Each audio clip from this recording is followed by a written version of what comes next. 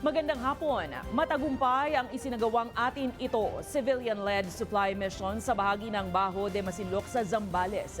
Ito'y makaraang makapagbigay ng supply ang grupo sa mga mangingisdang nasa 25 hanggang 30 nautical miles sa labas ng Bajo de Masinloc.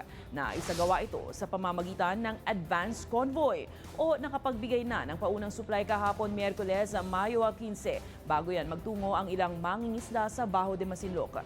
Mission accomplished na nga raw kung maituturing ang naturang paglalayag habang ibinigay na lang ang nalalabing supply ng gasolina at food packs sa mga mangingisdang hindi naabutan ng tulong ng advance convoy.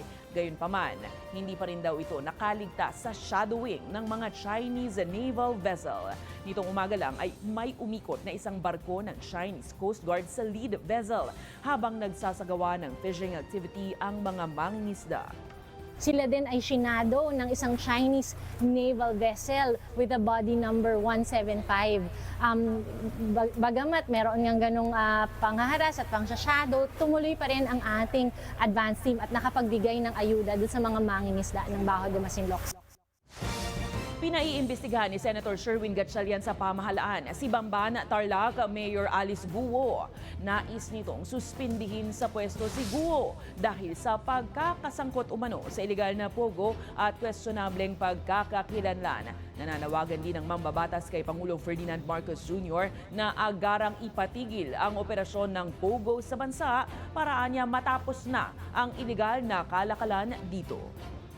Be a sense of urgency in terms of investigating and fact-finding by the DILG. And if they are saying that they don't have that power, it's only the ombudsman who suspend, then they should already file it and request for an immediate suspension. Abangan ang kumpletong ulat mamayang 10:45 p.m. sa Balitang A to Z. Sundan kami sa Facebook, Instagram, X, TikTok at YouTube. Hanapin lang ang Balitang A to Z. Ako po si Barbie Mulak.